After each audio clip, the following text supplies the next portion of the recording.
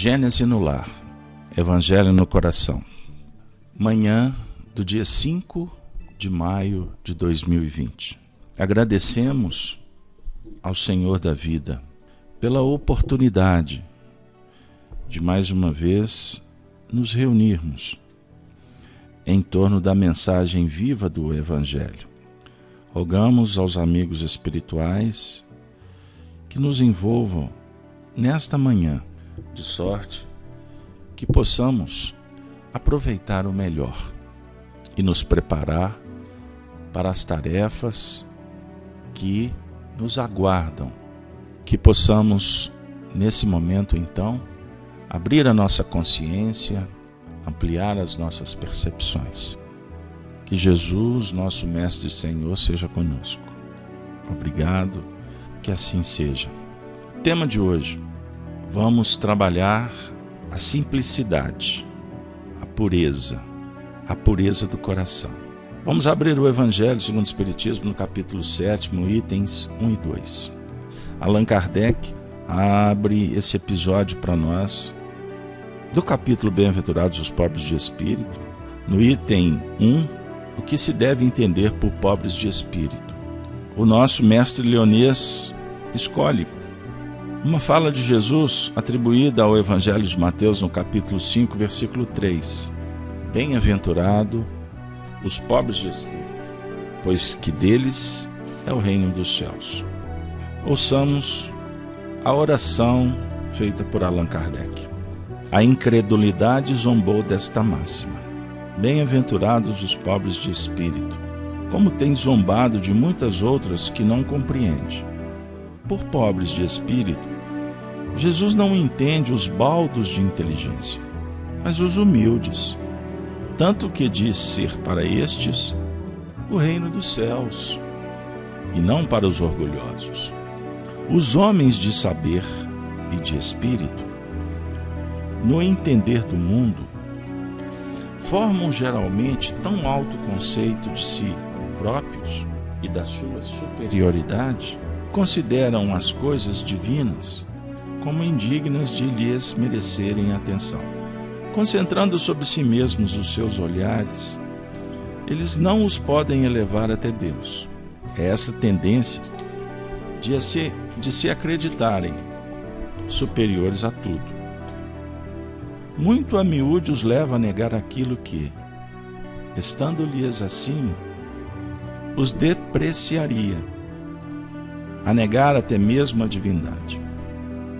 Ou, se condescendem em admiti-la, contestam-lhe um dos mais belos atributos, a ação providencial sobre as coisas deste mundo, persuadidos de que eles são suficientes para bem governar.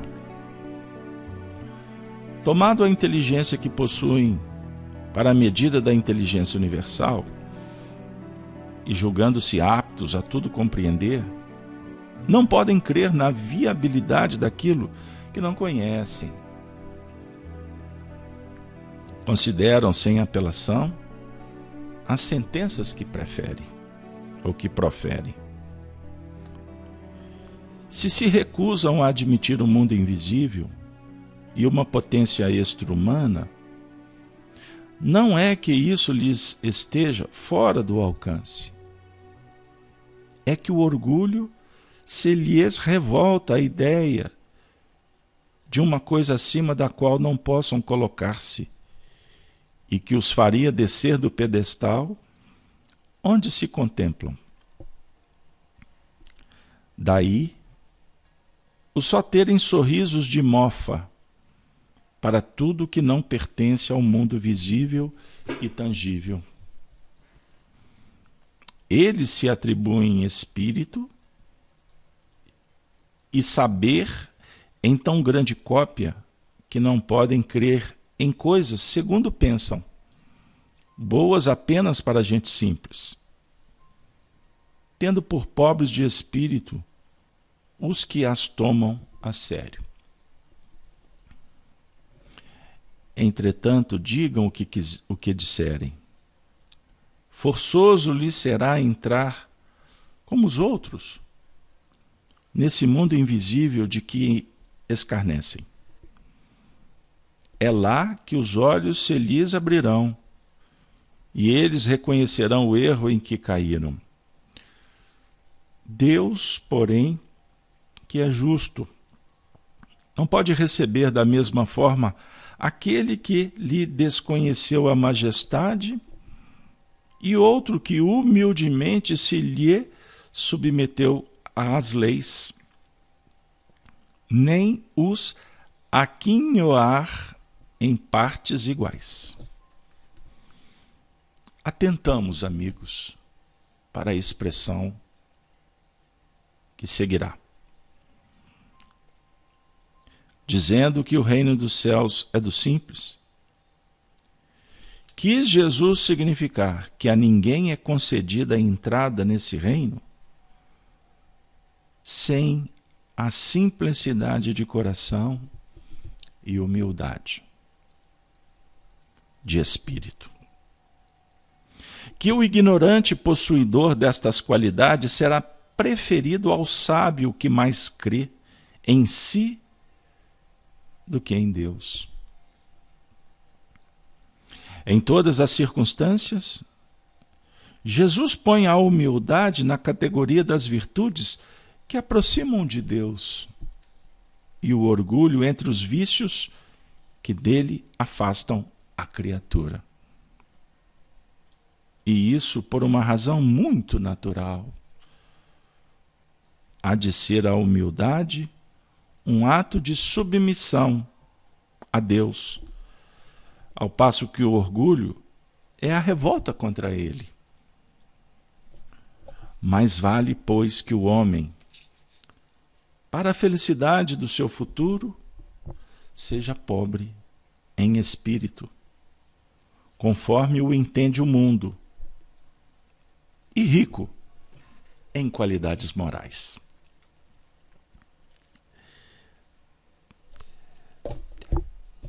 Essa mensagem nos visita de uma forma muito especial. Na manhã de terça-feira, 5/5/2020. Pois bem, quando nos aproximamos de Deus, apagamos a nós mesmos, quanto personas. Por submissão, por uma imposição violenta, arbitrária, não. Na verdade, o movimento de reconhecer a paternidade divina é permitir que as expressões divinas fluam por um fluxo natural da manifestação da natureza divina que está dentro de nós. A água corre para o mar. O espírito anseia a perfeição, operando de uma forma natural no investimento nas aquisições verdadeiras, seja no campo da inteligência, do saber, dos sentimentos nobres e de virtudes, o ser se realiza de uma forma que ele se sente pacificado interiormente. O narciso acha feio que não é espelho, afirmou um poeta. Eis o grande problema. Quando nos encantamos com aqueles movimentos prazerosos que julgamos por ilusão serem definitivos. Beleza do corpo,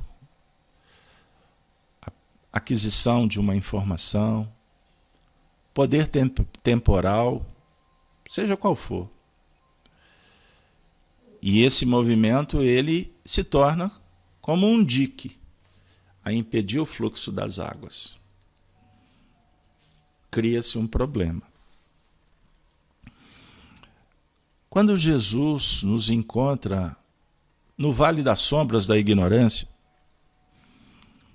e ouve o nosso clamor e afirma: vinde a mim, ele propõe que permitamos que haja um movimento que expresse todo o nosso potencial. Repito, divino. Expressado nas linhas da sinceridade, da condução abnegada das tarefas, do comprometimento em superar os limites, incluindo eles a dor. Esses impeditivos que têm a ver com a nossa ignorância ou com a nossa rebeldia, por criar um sistema sofisticado de repetição que edifica esse muro tão complexo. Na década de 80, a humanidade derrubou o muro de Berlim, da separatividade. Podemos, nesse recorte histórico, trazer para o nosso momento atual para compreendermos um pouco dos dramas que foram edificados pela nossa trajetória histórica. Imperfeições.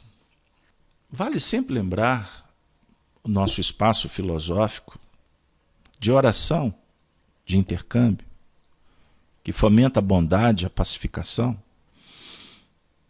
que quando criados e atingimos a fase hominal, o homem era puro. O homem primitivo, ele não tinha requinte de crueldade. Essa afirmativa didática, utilizada, por exemplo, por espíritos historiadores, quando falam sobre o mundo cruel do passado, na verdade, nós podemos analisar sob dois pontos de vista. Espíritos que reencarnamos e lá na primitividade implementávamos ações assim estratégicas que fomentavam requintes de treva perante aqueles que estavam dando os primeiros passos.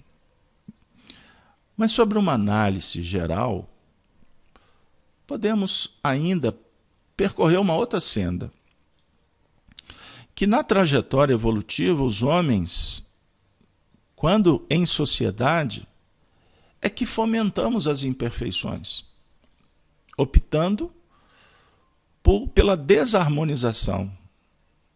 As doenças, os vírus, bactérias, somos nós que propagamos.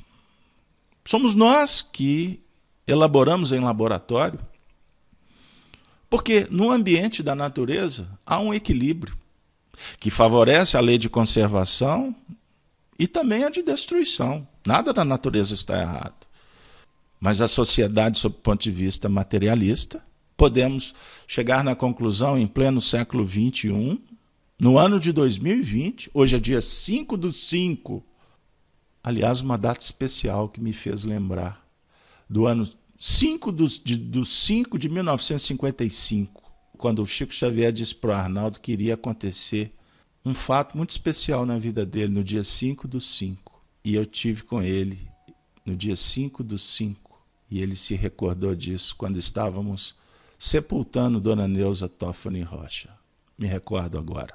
Quando sepultamos, quando vivemos a dor, é porque estamos, na verdade, sendo chamados para voltar no caminho do centro, do equilíbrio, da ponderação, da prudência, da bondade, para ressurgir numa novidade de vida. Então agora, em sociedade, pode-se parecer que estamos no meio de um caos que não sabemos aonde vai parar. Mas, na verdade, Jesus está ouvindo o clamor popular da massa e ele socorre dizendo: vinde a mim, porque Deus é Deus dos vivos e não dos mortos. Eu sou ressurreição e vida. Aqueles que crerem em mim não andarão em trevas, terão luz da vida. Amigo, companheira, isso é espetacular, porque a gente só consegue ouvir essa voz adocicada, mas efetiva. Ela é austera no seu sentido do magnetismo que salva, que cura, que transporta, que impulsiona. Quando a alma se faz simples, quando a alma se volta para si mesmo. E esse é um ato de humildade. Sentir-se pequeno, sabendo que um dia será grande. Ao contrário do narcisista, que se julga grande e ao nível moral é um anão, presunçoso, sofisticado. Devemos, nesse instante, portanto, respirar profundamente, no seu sentido figurado, mas também metafórico, nas expressões da sensibilidade, para fazer com que a luz se esparja. Humildade é uma virtude que necessita de coragem, de determinação. Sem isto, não caminharemos na direção da sabedoria. Portanto, o reino de Deus é para aqueles que se fazem puros, sinceros, honestos, mas estoicos, vigorosos, fervorosos. Sem isso a gente não caminha. Não pense que a humildade que Jesus contempla é a da passividade, inoperante, indiferente e até vaidosa. Porque tem muitos que se apoiam em princípios metafísicos para apresentar ainda a arrogância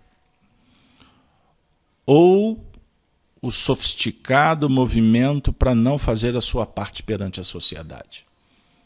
É mais fácil pregar para o outro do que implementar para si mesmo. É dos simples e humildes. Jesus escolhe as pessoas simples. Jesus vai ao Vale dos Leprosos dialogar com as pessoas de má vidas que o sistema trata de uma forma impiedosa, preconceituosa. Não significa que ele não tinha os olhos para os doutores, para os fariseus, para os césares, para os generais. O olhar dele era para todos. Mas lembramos que quando arvorados de poder, intoxicados pela ganância, pela ambição, julgamos que esse movimento é para idiotas. Era para pessoas que não raciocinam. Pessoas submissas. Isso é sofisma. Isto é argumentação que tem um sentido em função do que os homens fizeram das religiões. Como na sociedade a hipocrisia ganhou corpo. Na religião também. Mas para o ser que é tocado pelo sublime, pela justiça divina, compreendendo-a, respeitando, pela ciência que nos orienta, não podemos ficar cegos. Aliás, precisamos de orientação na ciência que deu passos adiante. E pelo amor, que nós precisamos de cultivar. Cultivar o espírito é cultivar o amor. Ame aqueles que estão do seu lado. A sua família é o maior bem que você possui. Eu moro sozinho, não importa. Isso não é argumento. Você tem uma família, a humanidade. Ou seja, não tem escapatória. Ama e seguirás adiante, no rumo certo da felicidade, é uma expressão do filósofo professor Emmanuel. Ama sempre. Assim nós teremos mais tranquilidade, mesmo diante do fronte de uma grande batalha que está ocorrendo na humanidade. Gostaria de finalizar dizendo: a humanidade sempre caminhou enfrentando grandes problemas. O instante que vivemos, ele se configura de uma forma mais exacerbada, principalmente em função da globalização e das informações. O que vem para nós como um grande sinal. Bem-aventurados os que têm olhos e ouvidos de ver e de ouvir. Tudo que bate no nosso endereço chegou na hora certa, na direção exata. Então agora nós estamos coletivamente refletindo sobre a mensagem do Cristo nesta manhã. E naturalmente iremos associar as questões que nos incomodam, que causam desconforto. Que a gente possa, sentado no banco da contemplação, da reflexão, da memorização, da meditação, da oração, que a gente possa tirar um substrato, uma essência importante para que a gente compreenda o que nos compete fazer. E os amigos espirituais me pedem que eu sintetize no final dizendo: tenha fé. Fé, fidelidade. Fé, intercâmbio com Deus, sabendo que Ele está provendo. Nós é que devemos caminhar para integrar nessa providência, sendo previdentes. Com isso, não cabe histeria, pânico, que gera desequilíbrio, doenças, obsessões e suicídio. Atos de violência. Não cabe. Mas, ao mesmo tempo, temos a responsabilidade de contribuir com a nossa humanidade, seja do ponto de vista do cuidado com a saúde, como também no trato misericordioso com o nosso semelhante. Fique em casa. Não está na hora de sair. Faça a sua prece e espere, porque se ficamos até agora, poderemos ficar o tanto quanto for necessário. Um companheiro ontem me disse: poxa, como valeu uma cesta que chegou ao meu coração. Aí eu disse para ele: tenha fé, meu filho, porque se não tiverdes os recursos materiais, as cestas vão chegar para você. Porque Deus jamais vira as costas, de uma forma bem simples, uma linguagem que todos entendem. A providência divina não deixa que a gente caminhe órfãos. Se faltou remédio, vai chegar.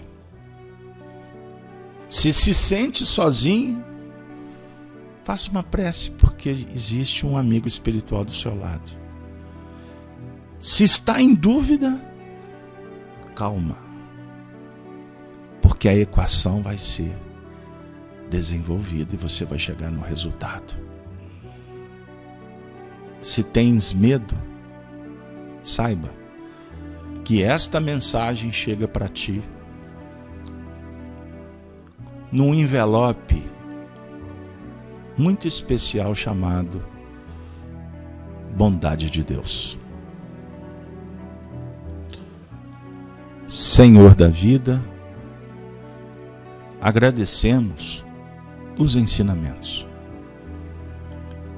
rogando por todos que sofrem, pelas carências, pelas dores, pelo desespero.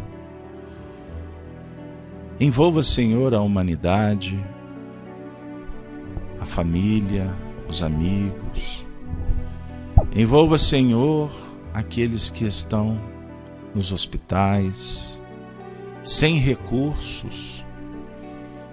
Senhor, que a tua luz, que a tua paz, que o teu amor envolva os nossos amigos, espíritos e irmãos desencarnados, nas regiões do arrependimento, da reparação, os planos da expiação. Envolva os ceareiros que representam a ti, pessoas da saúde, do saneamento, da segurança, mas também envolva, Senhor, a todos os teus samaritanos que do mundo espiritual socorrem, atendem, recepcionam aos nossos amigos que estão chegando no mundo espiritual num número bem maior do que na normalidade. Que a tua paz, Senhor, se faça e que sejamos cada vez mais simples, humildes de coração, para estar contigo como estás conosco. Gênese no lar e no coração. Desejamos a você um dia pródigo de bênçãos. Ave Cristo.